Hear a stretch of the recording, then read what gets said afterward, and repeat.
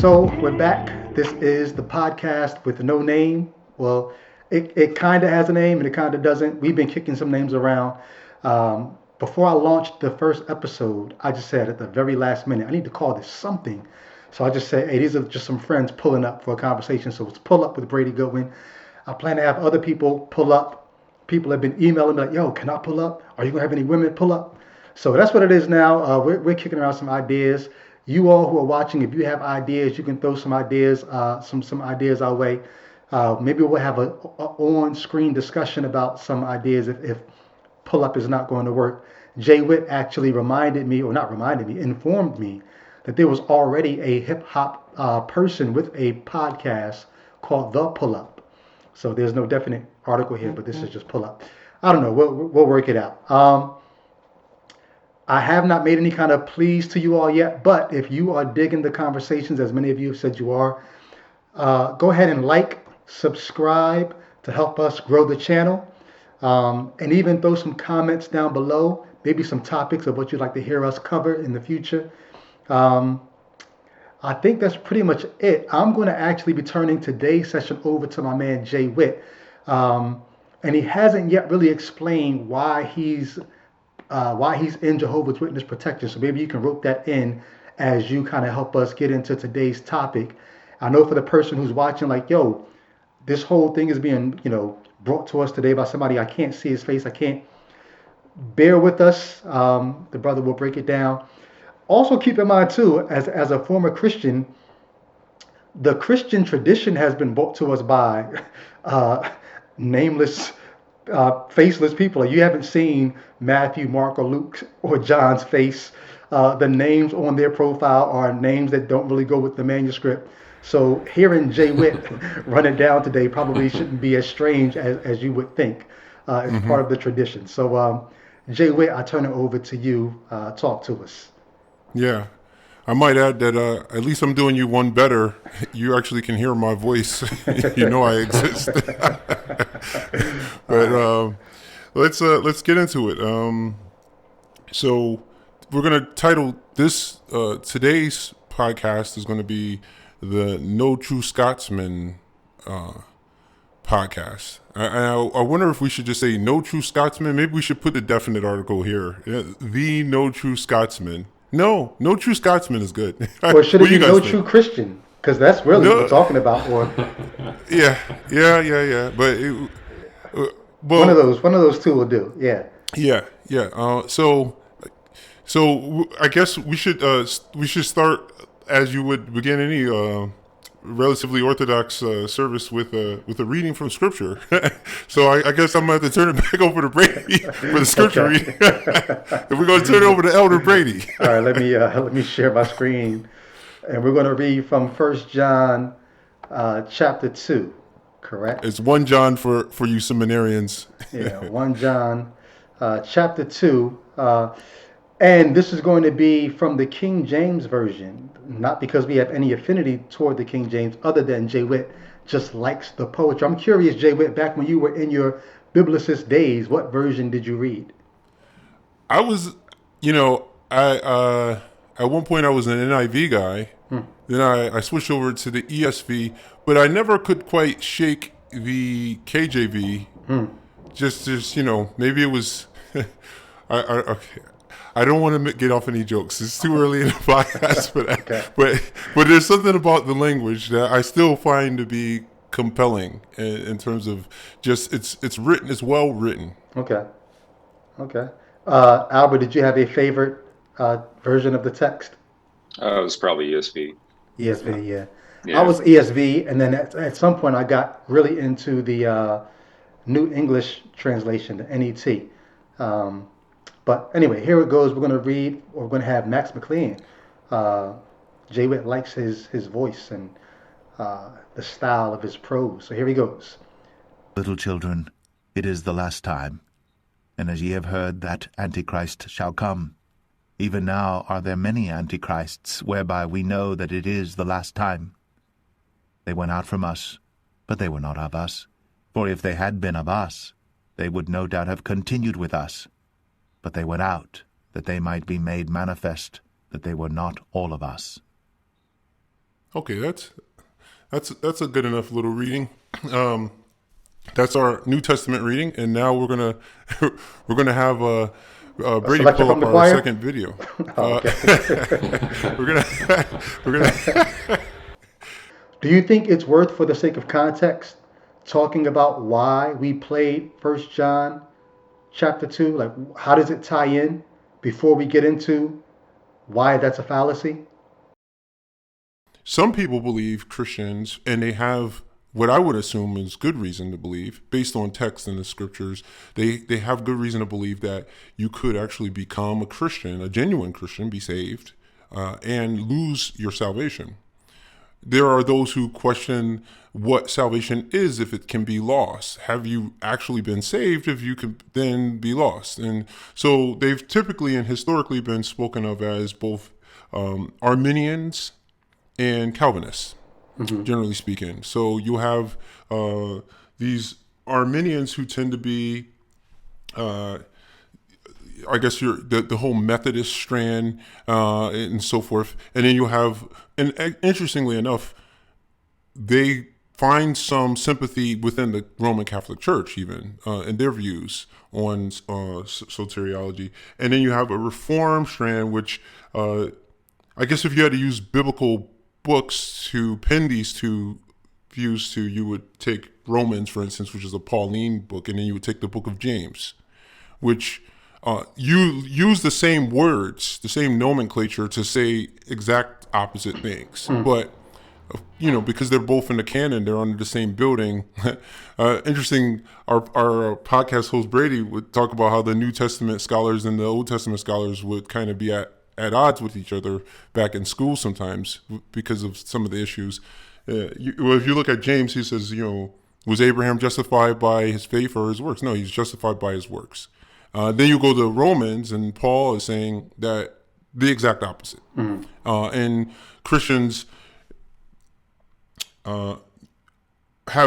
there's been different schools of thought based on the fact that the messaging is, somewhat ambiguous, or there's a bit of ambiguity around this message because of the But way. the person who would pull out First John chapter 2, the passage that we just heard read, Yeah, that person doesn't think there's ambiguity. That person would say, if anyone goes out from us, they were never with us.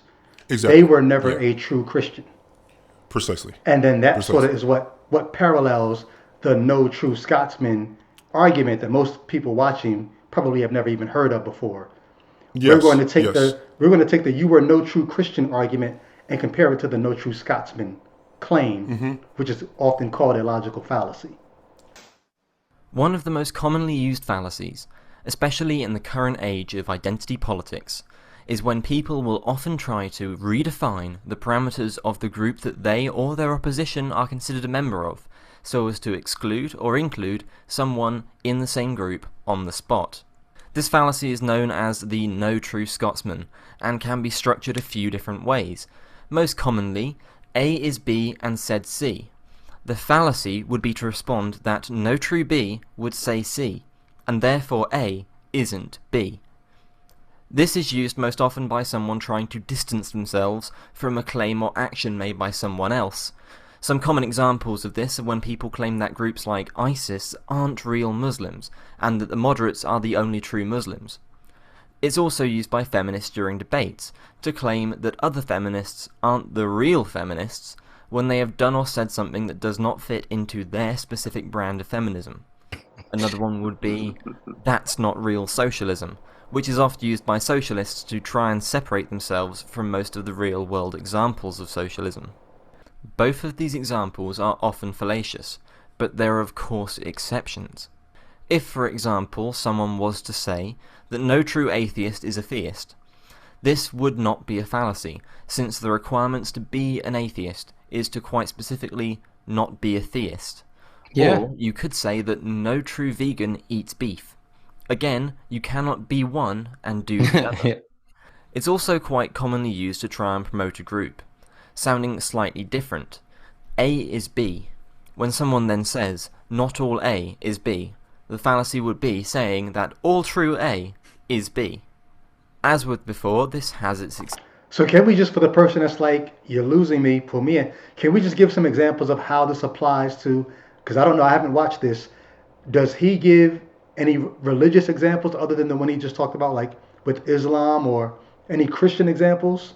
Because there's some Yeah, people, no. I'm going to be honest, because of the shallowness of thought for some people, unless you're talking directly to their specific situation, they almost are like, I don't know what this has to do with anything.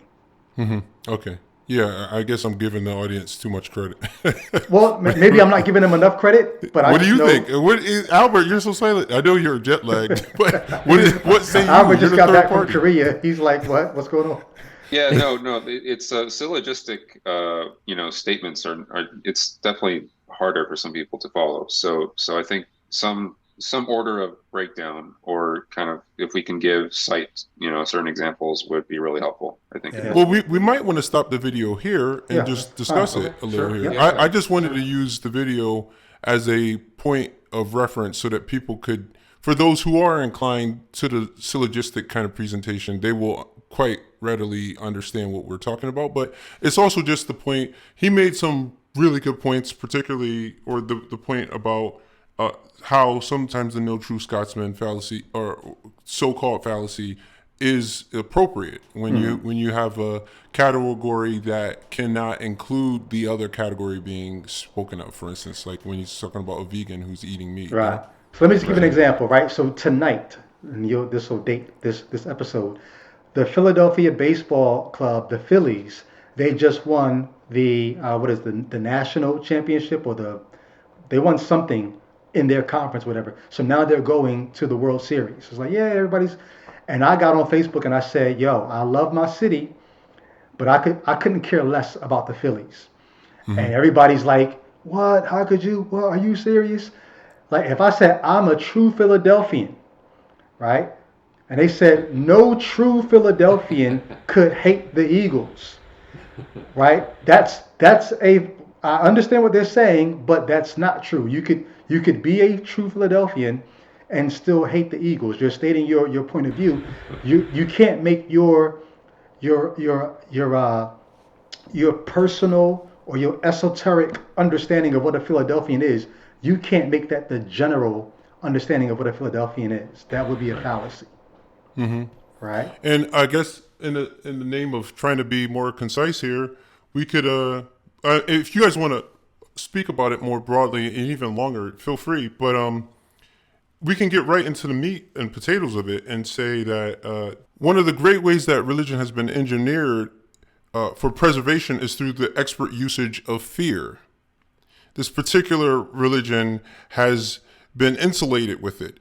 There is the old saying, some people build fences to keep things in, others to keep things out. In this case, I believe both are true. You're protected from the serious critical analysis of defectors when they are treated like pariah. We can be thankful that Christianity, like our anatomy, bears the vestigial remnants of its lowly origin. Seeing the humanness of a God helps you stand up to it, along with all of the Bronze Age edicts. That last thought's related to how fear is weaponized with this sort of verse. The fear of being ostracized, or just the fear of being lost. So there's the fear that keeps you in, but there's the fear, it keeps you in by virtue of fear of being out, but it's also a fear that helps. It's very savvy because it helps to protect those who are within the group, this insular group. It protects them from serious critical analysis coming from the defectors, people like us. So if you tell people, don't speak to these people, disfellowship them, as the Jehovah's Witness say, and that's not us being ironic. We're using Jehovah's Witness because I think in a little you guys are going to see just how they do it and how it's not that different from the way a lot of Christians do things, or the Mennonites, or whoever else. So hold on, you're introducing a connected point here, because on one hand you have the person that would say to people like us, "Oh, you got out the fence. You were never really in. You were never really one of us." Then connected to that is So what do you tell other people who are still within the fence? Some people will go as far as to say, hey, you know those people that got out? Not only were they never part of us, you should never talk to them again Yeah. because that's how you protect yourself from becoming like them. Now they don't Yes. say that necessarily, Right. but it's sort of this. I had a friend of mine who told me that another one of our friends said to him, "You shouldn't even greet him," and he got that from First John, no, Second John, right? You don't even greet such people. Yes. Yes. And I was talking about false teachers, but they applied that to me. You shouldn't even be eating with him or greeting this person because they're outside the fence. And there's something about not fellowshipping or not talking to those who are outside the fence. Like you said, Jay Witt, it's for protection. It's for your own good. We're talking about a religion that, comes from ancient times. We're talking about methods that, this is no different than a family who chooses to ostracize a child because, they did something they didn't agree with, right? Cruel methods, right? These are cruel methods. These are antiquated methods in terms of, how we relate to people who, have Mm. other commitments, or, they go through different changes in their lives. And, we're living in a time when that is so unique, right? We have such a diverse culture, Mm. geopolitically, as well as, in the United States. And, we're learning all these things, right, through psychology, sociology, and what these, how detrimental these methods of ostracizing people, and Mm-hmm. what's the result of that, so yeah, fear is a great way to keep people in, to keep them from questioning things. Yeah. um, And we don't need. May I interject here? sure. We don't even need to go to fear of eternal damnation. We can just say fear of being ostracized. Right. Like there's. I'm while I was listening to you talk, I'm thinking, this works in America too. Where you have no true American is down with this. Calling from certain perspectives, calling a person a socialist is like calling you a non-American. You know what I mean? Right. Or calling you a Republican is like calling Mm. you a Right. non-American. You see? So it's like I don't think that Right. it's I think this uncovers this human tendency toward a herdishness, but not just herdishness, like exclusivity, this kind of banishing of the other, Mm. where it's somehow it's not hard to see how it strengthens the group to not have antithetical thinkers even adjacent to them. So you can't you don't have to think very hard to see how religion might co-opt and adopt a no true Scotsman fallacy and work it into the very fabric of it to So then protect it. let's tease that out then. Is it really a fallacy? Because like the video, like you talked about, it's not really a fallacy if the thing that someone is practicing is antithetical to the nature of what they're claiming to be. So if somebody said, so there was a pastor who got in trouble, not in trouble, I guess he could have gotten in trouble maybe about a year ago, who made the statement from the pulpit, no true Christian votes Democrat. Yeah, I remember hearing this. Yes. And I don't know if that was based on, abortion or based on all kinds of leftist ideas that they figured no true Christian would. And I think many people have made the case that voting Democrat or Republican has nothing to do with your Christianity. It is not it's not, it's not so essential to what a Christian is that you cannot vote this way or that way and still be a Christian. That would be a fallacy to say, well, no true Christian would have voted for a Democrat. But then there are other things that I think you might be able to say, well, no true Christian would. And the only way you could say that is if somehow from the scriptures you were able to demonstrate, see, no true Christian would do this. Well, And and I think those they things are have the few and one far John between. passage. They have the one John. Now, so now, Yeah. this is showing our bias. Clearly, Mm-hmm. we don't. Clearly, we believe there is no supernaturalistic element here, and that this is really just human beings who have adopted a certain way of thinking and they've assented to certain things, and they are free to move closer in or away from those beliefs. I believe, and I think that life shows you this is the case. And even the most ardent believer will have to say that, there's a sense in which they can't tell. They have to depend on Christ or God to do the separating. They can't really determine who is one or the other. And, well, I was going to say the reason why they can't tell is because what you mentioned a little while ago. Because the text is so splintered, you can find, let's go back to the case of slavery in America. You had Christians on both sides saying the Bible supports our slaving, and other Christians saying, no, it doesn't. Because even though in the Old Testament you have God endorsing it, in the New Testament you have Paul, he says slaves obey your masters, but he also told a Christian slave owner that he should release his slave. So you have all these various views in the text that allow you to say, well, wait, I'm a true Christian because the text tells me that I can do X, Y, and Z.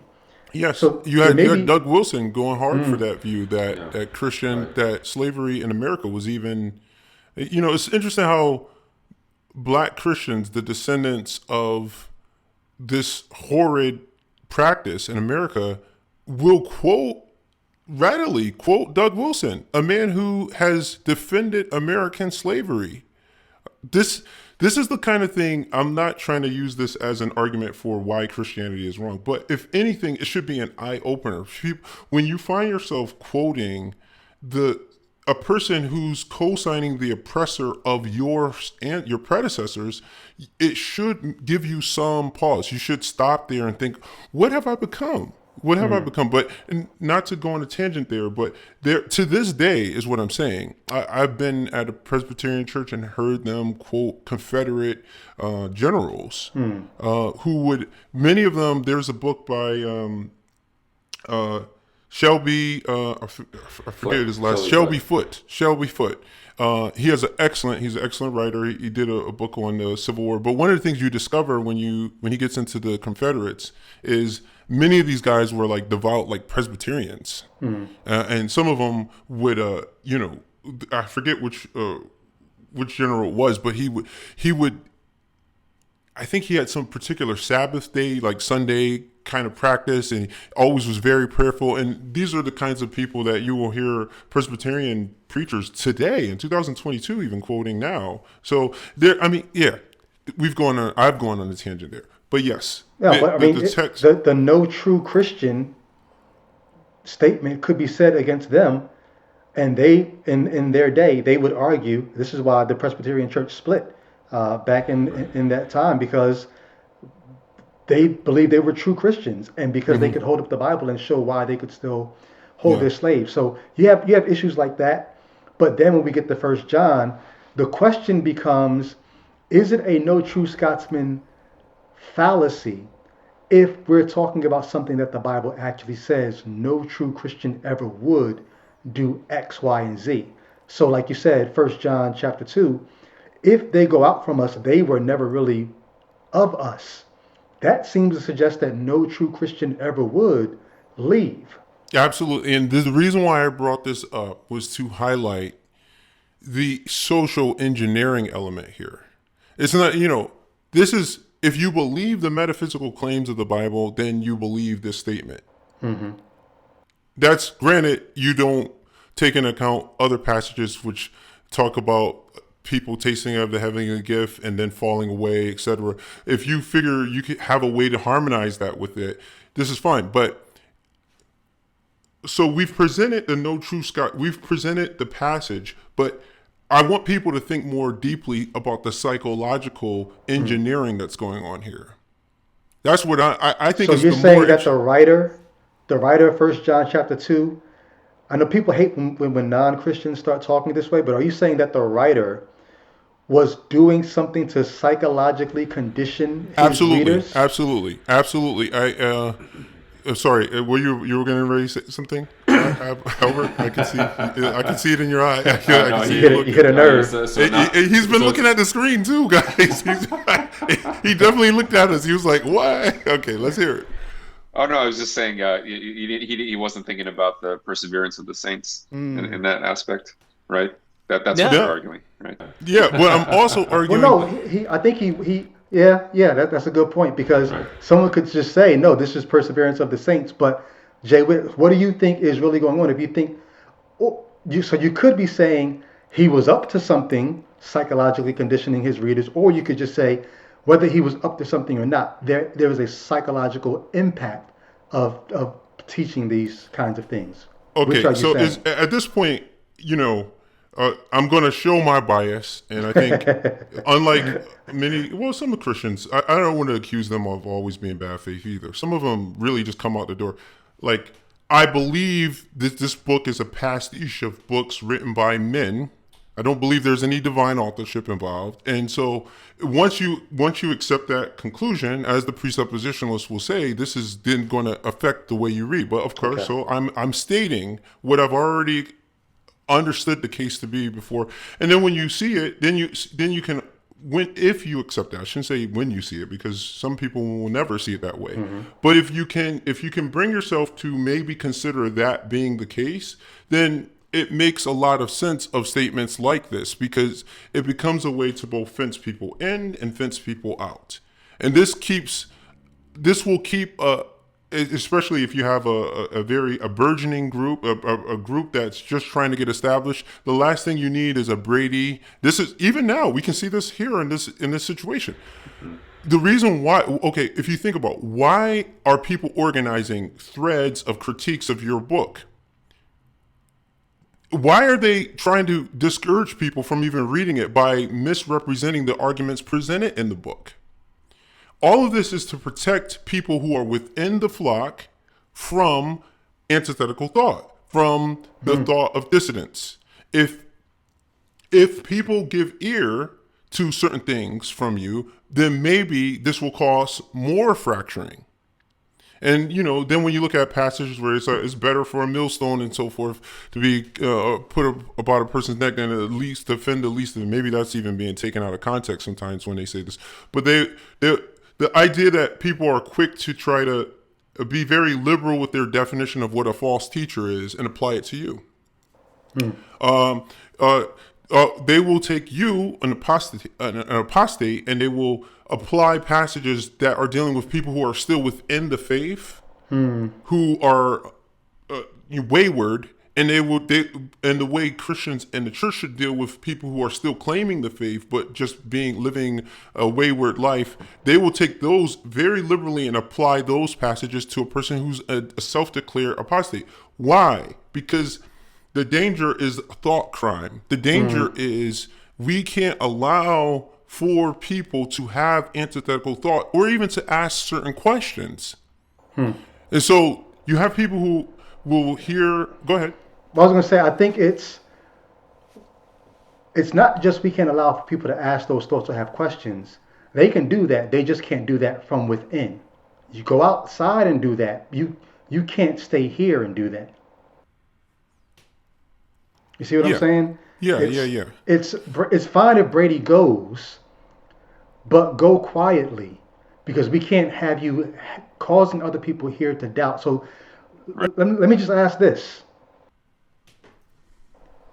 Albert, Jay Witt, I'm going to answer for myself, but what do you say? If someone says Albert went out from us because he was never with us, would they be correct? No. Okay. But if John is if he's writing with this apostolic mandate, he would disagree with you. Would say the fact that you went out, regardless of whatever you went through, Right. while you were quote unquote here, the fact that you went out, you were never here. What you know I you know mean, what's interesting? Oh, go ahead. No, go ahead. No, go ahead. No, you go. No, you have a thought. I can see a smirk there. I want to hear what is. I don't want to lose that. We got a smirk here.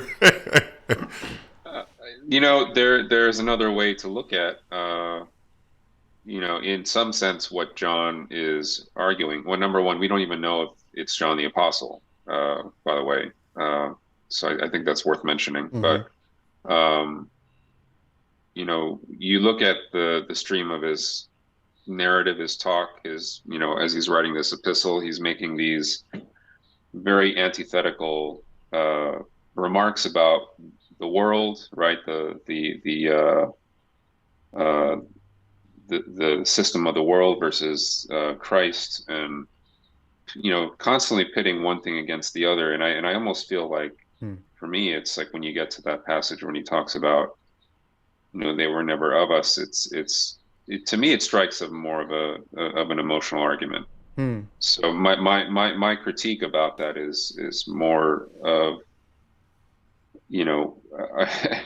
the authority. There's an authorial intent aspect to this, and then I think there's also this fact that, once we kind of let go of any notion that these writers are inerrant in any sense, and the thing is, like, serious scholars don't really take that seriously anymore at this point. So, that's how I can just begin to kind of deconstruct that, because when I think about the commitment that I was in, I mean, there is, like, it was the most important thing in my life, and I don't, if scripture is going to say that wasn't real, then I don't know what the heck it's talking about. Wow. So that's how I've been able to wrestle with that there. So I remember saying this to someone. I want to hear from you, Jay, because I posed the question. But to Albert's point, I remember saying to someone when I first put out my deconversion video, they were telling me that I never was saved. And because I knew my experiences, I said to them, if I wasn't saved, then no one is. Like, if what I went through is not the thing you're saying we all need to go through, then no one has. That goes to a point Jay Witt made earlier, which I want to bring back up. But I'm curious, how would you respond to that, Jay Witt? You never were. Well, I would agree with them on some level and say, yeah, none of us ever were. So it's like, yes, I would join you in refuting yourself, brother. Like, there's a sense in which... But explain that, because there's a lot there. What do you mean? No, because when I say, I could mean it the way you meant it, which I don't know if people Yes, get. you do mean it. You're just saying it's the flip side of the same coin. Yes. Yes, please break that down. It's to say that there is no metaphysical or supernaturalistic or inner testimony of the Spirit going on. This all has to do, this is going to lead to the next point too. This all has to do with human beings, how people come to, this is an epistemological, this regards epistemology, how we come to know things. There's an aphorism by Mark Twain where he said, "It is easier to stay out than to get out."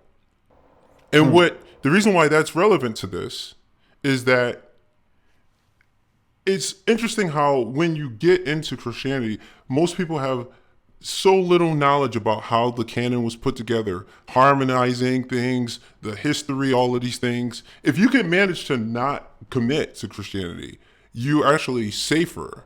But after you've made that commitment and said, I believe this, and then get pulled in, then you come to find out all of these other things. I think, Brady, you said something like this in your book, or maybe in conversation, you've mentioned that if you knew certain things when you came in the door, it would have changed your whole experience. Now, the amount of thought and intellectual work I had to do to get out of Christianity, if you compare it to what I had to do to get in, the statement by Mark Twain where he says it is easier to stay out than to get out, it really rings true. And I guess, so I don't want us to I want to hook this back around to the point that he was making about whether or not I was truly, well, the thing is, all of us come into the door. Some of us have more knowledge some of them are convinced by these many proofs, as the writer in the Bible says. Some people, they do, quote unquote, weigh all the evidence. But I think on average, that's probably not normative. Most people probably enter in, they hear a great sermon or something that connects with them, they enter in, and then they find themselves. So basically what I'm saying by that is that they assent to certain things, and this is a rationalistic practice. This has to do with epistemology. How do you know things? Now, some people are more inquisitive than others. There's just going to be a spectrum. There are some people who are going to necessarily be more contrarian. I think of little kids, how a lot of them are always like, why, and so forth. Some people, they, at some point, that whole why questioning kind of just stops. Some people, they stay inquisitive for their insight. A lot of scientists are that way. They constantly are asking questions. And for the person who's constantly asking questions, well, these kinds of religions, the kinds that want to stop you from asking questions and just do, they aren't going to fare well in that situation. So basically this might sound convoluted and like a long answer, but essentially what I'm saying is, it's not really a matter of, okay, sure, none of us were. We're all human beings trying to figure out our epistemology on some level. And for some of us, we're non-critical in our thinking enough for us to stop. Like last episode, we mentioned Deuteronomy 22:13. And for some people, they can see the blatant misogyny, the blatant unfairness and injustice in having a capital punishment attached to really dubious method of determining a person's virginity, as though the lack of virginity itself should be a capital crime. There's so many problems with that. But some people will encounter that, and they never stop to think about how that kind of makes any sense in a worldview. And they are in the same group with people like me who were going to be inclined to think that. You know what I'm saying? So we both have assented to a certain amount of propositions at the door, but some people they're not going to stop short of really pressing the question further. And then one person sticks with it for the rest of their life, the other person doesn't. Now on one level, can I interject here? Yeah, for sure. So some of the things that you're saying, you're pointing out that a lot of the cruelty, I can say from my experiences, I think the way that I've allowed to accept that, right, without being critical about it is, when I would think about my own sinfulness as a Christian, I had it was something that I've had to spend many years trying to unlearn these really just kind of really toxic kind of thinking that I've had to do in my own internally. The narrative, when you talk about the Old Testament, that God imposed all these really harsh laws, the toxicity of that internalization that I was going through was able to accept that because because when I really had this sense that I was dead in sin, right? That whole all Ephesians, Ephesians and all that stuff, and that resonated very strongly with me. And when I 10 years out of being out of the faith, I look back on that and I think about, I had a certain kind of childhood, I think, growing up, and where I didn't really have a high self-esteem in a sense. So I think when I encountered this Christian message, right, about your sin, your condition, and Jesus has come, that was a very strong hook for me. Very, very deeply, resonated very deeply. So for me, I was not questioning how insane Deuteronomy 22 was, right? Because in my mind it was like, okay, we I guess we deserve it, right? God is so They do a great job at that, by the way. Great job at that. Yeah, absolutely. Yeah. So go ahead. Sorry, I just wanted to. Yeah, no. I mean, they said knowing those who do such things deserve death. I believe that's a quotation from Romans 1. And not only they, but those who approve of those who practice them. So by having, oh my gosh, there's so many thoughts here. But you think of these authoritarian dictatorships where everything is a capital crime or just really extreme, and nobody really wants to live in those kinds of places. And those are the kinds of places that Christians even today will protest against. Well, but it's interesting. I'm sorry. No, I'm just thinking. I think I'm running with the thought. They'll protest against them and won't recognize that the God that they serve champion much of the same kind of morality or same kinds of checks on morality. But when they do recognize it, it's more along the lines of, it's almost like, aren't we glad God saved us from himself? Aren't we glad that Jesus saved us from the God of the Old Testament? Because the God of the Old Absolutely. Testament is very much like these places that you're saying Christians today would never want to live in. Yeah, and they will. Yeah, it's like if you have to think about. That's why I say if you. This is a just. I'm just going to throw this one in for good measure. If they had iPhones, you see how like a lot of people say a lot of stuff that used to fly now that you have iPhones and it can be caught on video or Police on brutality or it's like now suddenly it brings a certain level of okay, so just put an iPhone in an Amalekite's hand when the Israelites were, and they were committing the genocide and they were slicing the baby in half. Put an iPhone in that Amalekite's hand when the baby was being sliced in half by a sword, and see if the same arguments people are making for its civility work. or the holiness of God. Yeah, or any of those arguments. Yeah. Like if you actually really if we could flesh out these descriptions and these stories, like Well, I've had Christians on my Facebook page arguing for the holiness of God, that whether it be the babies being sliced or whether it be their loved ones being cast into hell for eternity, they would praise the holiness of God being carried out in the justice of those situations. And then they turn to you and say, so do you think sin shouldn't be punished? And from the vantage point that I have now, to borrow the place they believe in, hell no, not to that extent. If there is an offense against a holy God, I spent my life, I spent 30 years making arguments for why it would be justice for God, because he's eternal. So an offense against him is an eternal offense. Therefore, you should suffer eternally. That makes no sense to me now. But at one time, that's how you justified God sanctioning these acts. Well, you have to think we're veering into some really deep water, but you have to think that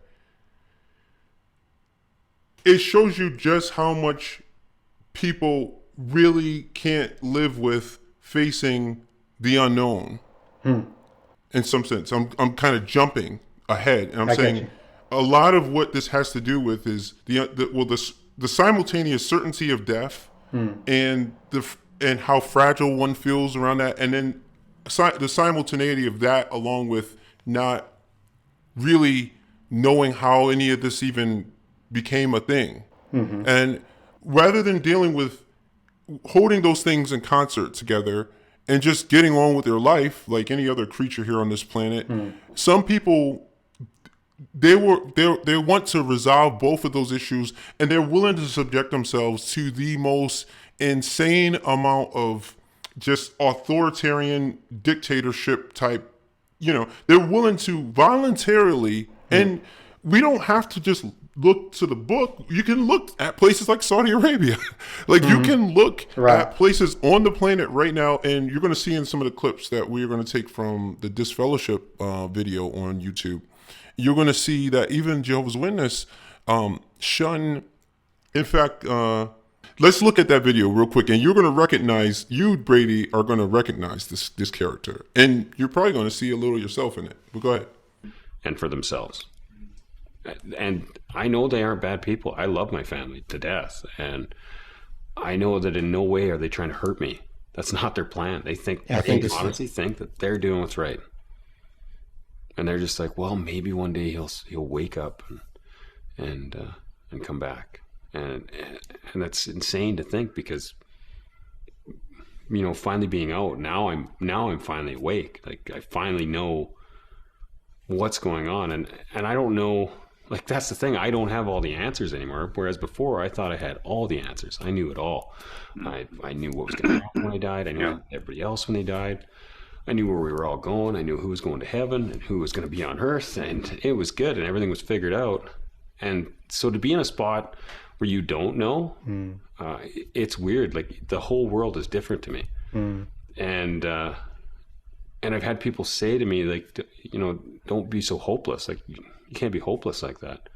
But I'm not hopeless. anymore. Like in reality, I finally actually have some hope in life because I can control right now.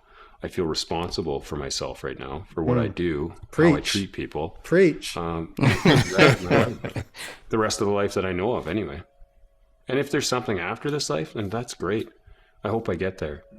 But I don't know. And I know for certain that having, a shaved face and wearing a suit on Sunday, that's not going to get me there. Like that, none of that stuff matters. And it's like, you got to... Hold on. If you want more from this, let me know. But I just got to say, this goes back to the point Albert made a minute ago, and what this guy just said. I told somebody, I think I put this on Facebook one time. I said, because people keep telling me like, you left because you're not getting all your questions answered. You're not getting all your questions answered. I said, no. We may never get all of our questions answered, but we can at least reject bad answers. Yeah. And so this guy's point about, like, no, I'm awake now. Don't pray for me to wake up. I'm awake now. I don't have to fall back to sleep to accept these poor answers to life's questions. I'd rather have no answers than poor answers because at least I know it's on me now. Yeah. I don't have to look to the sky. I don't have to look to. It's on me now. The weight and responsibility, as frightening as it is, it's freeing to know that it's on me now and not on this thing outside that I can't control and I can't read and I can't figure out because his text says a million different things that all contradicts. I don't have to worry about that anymore. It's freeing. And a round of applause for not necessarily having to replace the answers. Right. Like, just because I don't believe, I was sharing with a friend, I said, I could go to a restaurant and not dig the food without being a top chef. Like I don't need like by me rejecting your false ideas about the origin of the universe doesn't mean I have an answer. And it doesn't even mean that I need to have an answer. I can just look at what you're saying and say it's demonstrably false Right. on its own terms. And I don't actually have an answer for, how do you make sense of this? Like, I don't need to, like the one doesn't follow from the other. It doesn't follow that I need to know the origin of life because I don't believe in your ridiculous book. Like I can say that that's self-evidently ridiculous, But anyway, that wasn't the end of that clip. Okay, sorry. And people say that, why doesn't nation just go away quietly? Just go quietly. Like, why do you have to say anything? But the reality is, the only reason I speak out against it is because my kids are still stuck in it. And because they're taking my friends and family. And they took them. I think that I that came to mind because I know that I've heard you, Brady, that is, express the idea that some people think, why do you have to, like, why are you talking? Like, Why write a it's book? almost like, or Vocab, who was like, it's funny, he's deciding that he's going to get into his, like, here's the thing that guided your life for, 25, 30 years, and you leave for valid reasons, and they were like, why don't you just leave quietly?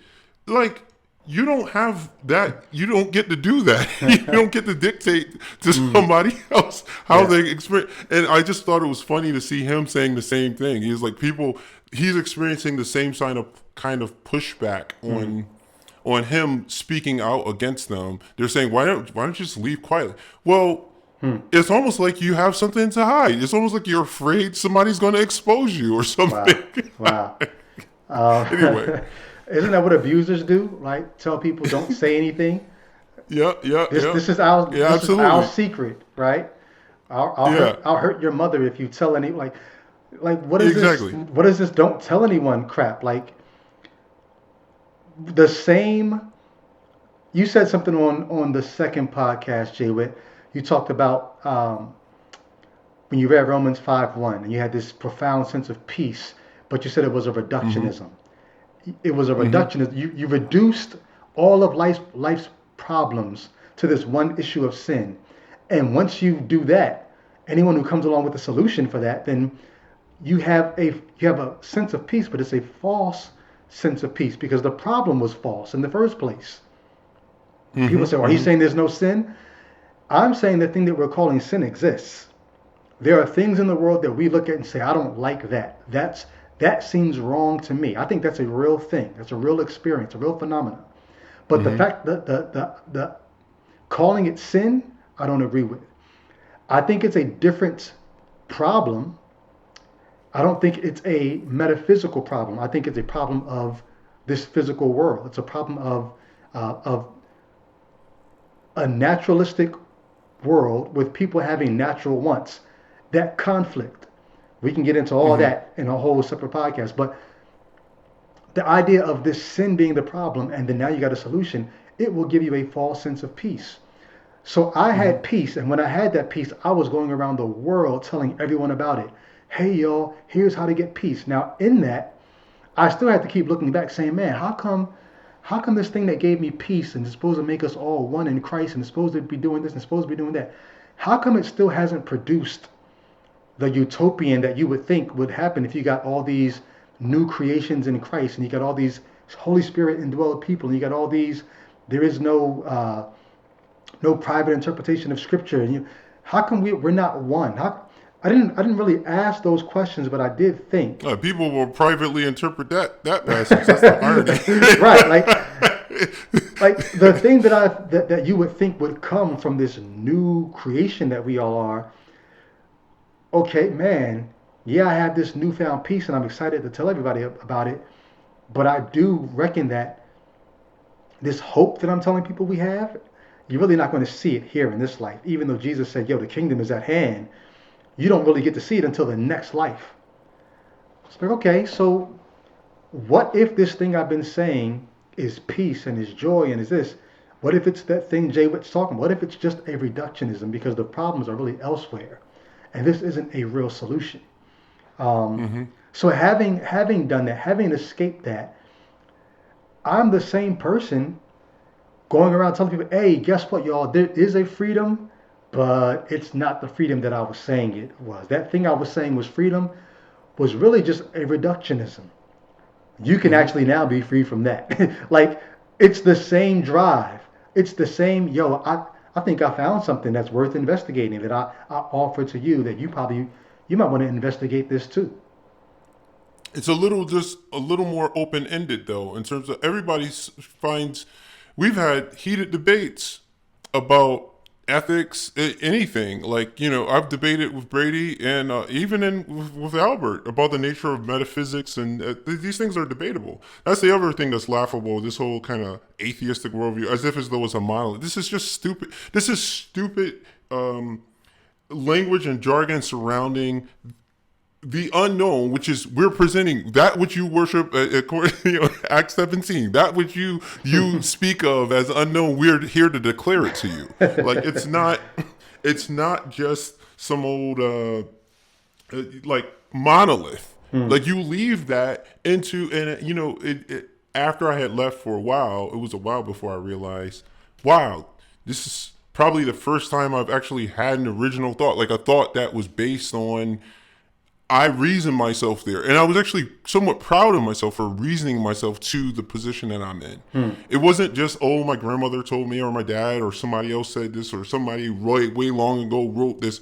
No, I thought my way to where I'm at. And just double back to that Mark Twain quote, it's easier to stay out than to get out. So there's a certain amount of pride, the person who's able to punch their way through it and get past all of the it's, you think of Indiana Jones with all of the booby traps in the pyramid or something that you're just like, it's booby trapped. Like, your escape from it is like, there are so many obstacles in your way. You think of Double Dare or something, like you have to go through all of these things just to try to make your way out of this thing. And you have to, I don't think I included this quote, this video clip, but in that disfellowship video, that same brother who was talking about how people want him to just kind of shut up, his brother committed suicide.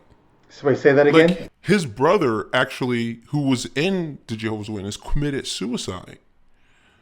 And he wrote in his suicide letter, you guys, if you want, you should go there and watch the video. You'll see it was a heartfelt letter to daughters and his children. I think it was some daughters, telling them to not follow him. That he basically knew he was going down into perdition, and he was basically he hung himself. He killed himself.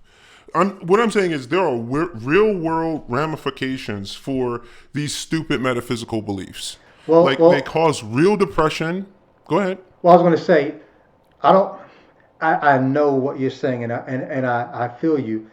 I know there's somebody who's right now just offended at the fact that you would call their beliefs stupid. Yes, and I'm pushing back. I'm saying like there are some beliefs that are more self-evidently stupid, and that's not calling the person stupid. See, now there's a difference. They're very intelligent people. We just mentioned Francis Collins. There are people who are academically, they excel. They may do better than me in certain things, so this is not the way of speaking of a person as saying they're an idiot. This is a way of saying that the belief is stupid. It's dumb. Well, it's demonstrably I not sensible. know there's somebody who's probably going to put this in the comments below if they haven't already, but they would want us to bring up. I'm not sure. They would say even the whole idea of the no true Scotsman logical fallacy. That term was coined by Anthony Flew, who passed away, a world-renowned scientist who actually was an atheist for most of his life, and then before he passed, he wrote a book called "There Is," instead of "no," the word "no" is crossed out, and then "a" is kind of written in, like I have Gaslight on my cover. Anthony Flew's was.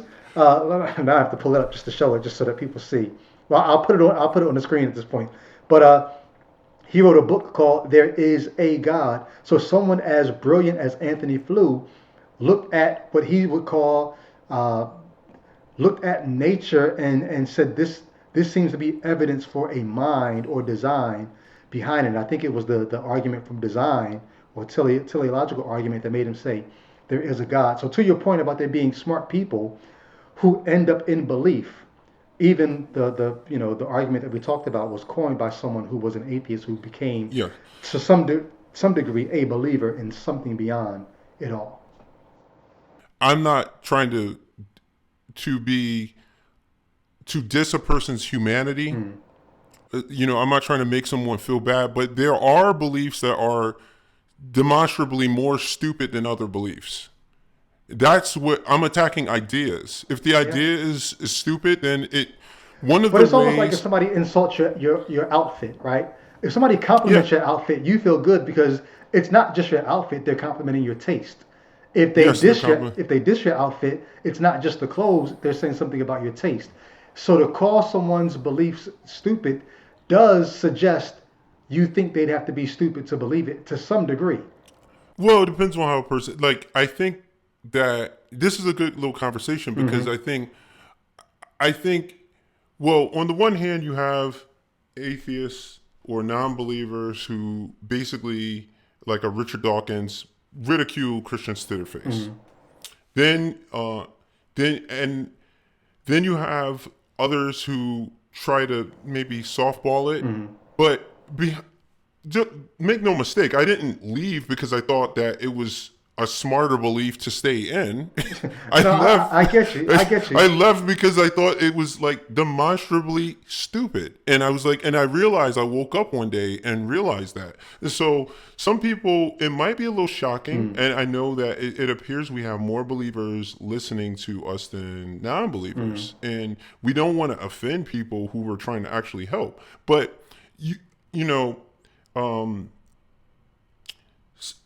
they say a spoonful of sugar will help the medicine go down, so to speak. And so maybe you don't want to come out and just say something as stupid, even if everything you're saying is essentially, we're making a point too many times. Any thoughts on that, Albert? Yeah, no, there are several thoughts, but let me choose one here because I think what's interesting about one of the things that I recognized coming out of the faith was that how I don't know what the right word is, but how incredibly misleading it is. This notion that you can live in the truth. I think being an ex-Christian for 10 years, one of the things that I've realized is that, and 20th century philosophers have talked about this, right? It's like you can't live in the truth in the sense of, how we declare it as a faith group, right? You arrive at truth or truths through error, right?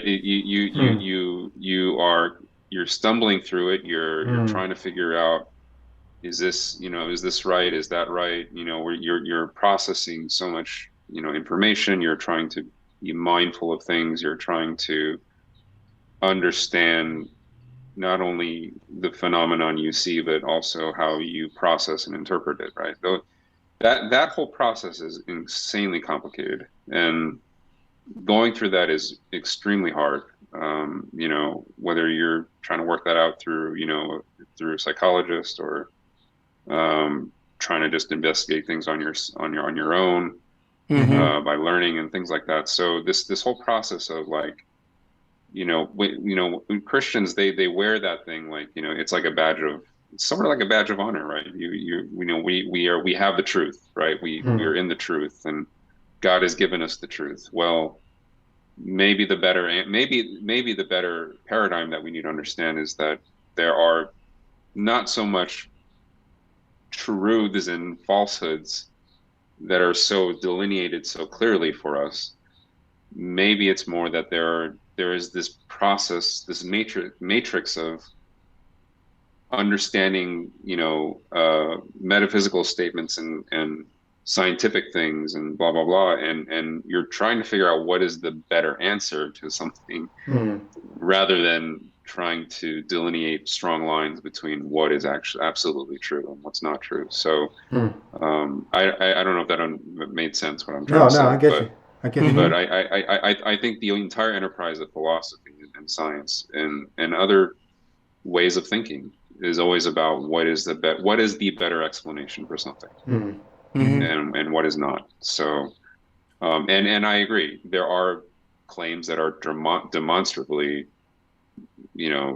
just insane and false and really dangerous to adopt. So, And maybe it's me wanting to protect uh, the former me. Like, I wasn't stupid, was I? But that's why I gravitated to your comment about the reductionism, because I think if not stupid, I was at least very simplistic, almost to the point of being simple-minded. Because how could I to think about the way that I saw creation, and to think about the way that I saw the universe, and to think about the way that I saw a just punishment for someone who sins. It was very simplistic, and I was not putting any kind of complex thought into. I mean, think about all we go. Very poor analogy, but and somebody's probably gonna get mad at me for this analogy. But you know, when LeBron James was criticizing a certain police district or police officer for a decision that was made in the heat of the moment, and a black motorist was shot. Um, and LeBron James criticized him, and the police chief clapped back at LeBron James and said, "You play in a sport where you have referees, instant replay, and all kinds of means to go back through to decide whether or not someone fouled you. Give us at least some time to look at the tapes of this situation that's way more complex than somebody fouling someone. We're talking about a cop doing a traffic stop, and he discharges his weapon. Give us time to look at our instant replay. Like, you want that for your, and to put it in this conversation, for your stupid sport, right? Give us that same benefit of doubt for something that's so much more complex." And so I guess I'm just looking back at it saying, man, stupid. I understand why you would All say right, that. I gotta push back. I gotta push back. All right, I can't take it anymore. Gotta push back. Come on. There are some people who will never co-sign the usage of the word stupid. And if stupid isn't an appropriate term to use in the context of this brother saying that his brother hung himself because of beliefs about reality that are demonstrably false, I don't know where it's more appropriate to use that kind of language. But here's where you Now, I'm not calling I got the you. people who adopt these beliefs stupid. I'm saying that certain beliefs, like for instance, was it in Iran right now where they're having a protest, right? Yeah. Where they killed a woman for not wearing her hijab properly. She was wearing it, but she wasn't wearing it properly, and they killed her. That's stupid. And we shouldn't be afraid to say that. It shouldn't be. But so look, I know there Of are course- Christians who will hear the Jehovah's Witness story about the brother, and they would say, yeah, that's stupid. But then they would look at their own belief and say, but my thing isn't stupid. And even for the Muslims who would look at, and this gets back to the heart of religion. You talked about this. This gets back to the no true Scotsman, because Well, some Muslims will let's say get back that's there in not a true second. Islam. You know? True, but let's get back there in a second. In the beginning, you talked about the fear, right? There is something fear-based about religion at its core, where the main reason why human beings are religious is because religion was was one of the things we came up with to gain control over that which we have no control over. Whether it be the weather, whether it be sickness, whether it be death, whether it be enemies. Religion makes us feel like we have a relationship with the thing that does control the things that we can't. And so the idea of angering a God puts fear in our heart, because now we're going to lose our relationship.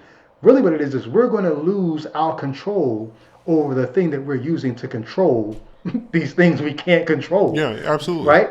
And so not wearing your hijab properly, it's not really, please hear me when I say this. I'm just trying to get into the psychology of the religious person. Yeah. It's not stupid for the religious person to think we should kill her because she didn't wear her hijab properly, because killing her is our way of controlling the thing that controls the things that we can't control. Don't you love that we're in a soundbite culture, and I can just take that, and that sums you up. Now the man left the faith, and he's co-signing killing people for not wearing hijab. But that's all religion. So that's all religion. Even Christianity is an attempt to snuggle up next to the one who controls the things we can't control. And so from the outside looking in, I could see why. And I might even say from my vantage point, that's stupid. But from the inside, when you haven't come to grips with this, we just don't have control over those things. And we just may not have answers. When you haven't come to grips with that, I think it's very hard for someone to hear someone else call their belief stupid, because Absolutely. What do you want me to do? Give up control? Yeah, of course. Absolutely. There's no part of me saying that thinks that it's a thing that is going to be taken well by a certain. But sometimes it's not so bad to shake things up a little, just to get you at least to keep you awake. But anyway, it sounds like what we're talking about here is right. We're there's one conversation to be had about propositions alone, right? But devoid from the societies and realities of where people live and how it impacts their lives and things like that, that becomes insanely more complicated. So both points, Brady and Jay, those are both fair points. Yeah. So we're almost finished, but let's look at the last two clips and then get commentary from you guys. Is it possible? Can we finish there? One, because I want to respect Albert's jet lag, and two, you said something, Jay, that made me say this. This is enough for part one. When you talked about the way the faith is booby trapped, I think we probably should come back and do a whole segment on booby traps, the things that keep people in. Yeah, we didn't even truly get in enough into the no true Scott. I mean, but this is such a deep topic. It's like it's more inexhaustible than God, believe it or not. That's the last quote of the day, folks. And please, anybody who's watching and like trying to figure out how can these people laugh at such a comment, if anything, let this suggest to you just like how much has gone into our processing of our deconversion. Like you don't go from where I was traveling the world, you know, putting your life on the line for this faith, to laughing at jokes like that just by thinking, oh, now I'm bigger and better than God. Like the concepts that Jay Witt was just talking about in terms of it's stupid. There's a reason why people become unbelievers. There's a certain set of lenses through which you look at this thing and you realize, oh shit, I'm dealing with what ancient men came up with. There's no way in the world I'm going to bow down to that. Bronze Age ideology. Or Iron Age, if you take it a little bit further. But Yeah. there's no way Choose your own adventure. I'm going to worship, fear, countenance the imaginings of people just like me. Yeah. Matter of fact, less so in the sense that they didn't even know what we know now. Yeah. So please don't take our laughter as like we don't think we could go up against an all powerful, all knowing God. We don't. That would be insane. Yeah. We just But don't it's think important such for exists. people to see well, to see different expressions because they don't see me, but they hear me, and you can see that we're not a monolith. I assure you, Albert's idea of life and death is different than Brady's, which is different than mine. It's not, this whole idea of an atheistic worldview is itself it's kind of like an oxymoron in a sense because there is no quote unquote atheistic worldview. It's speaking of it as a monolith, at least. Except there's a worldview that just doesn't include God. But Yeah, then there's that can go down as many roads as there are people. Yeah, but I mean, and I shouldn't even say, a lot of atheists prefer to speak of themselves as Gnostics or sort of some sort of mixture of the two. So there's all kind. There are a lot. You have the ability to choose your own to decide what you believe based on what you've been presented with. You don't have to accept what Albert says, what Brady says, or Jay Witt. But we should let Albert get some sleep, I guess, at this point. Yeah. And Yeah, I appreciate you guys' time and your energy and ideas, and we're going to come back on part two because, like Jay Witt said, the ways that it's booby trapped to keep people in, it deserves its own conversation, and then we'll get back on the No True Scotsman as we dive into the booby traps. absolutely. See you later, fellas. All right, y'all. Much love. Peace.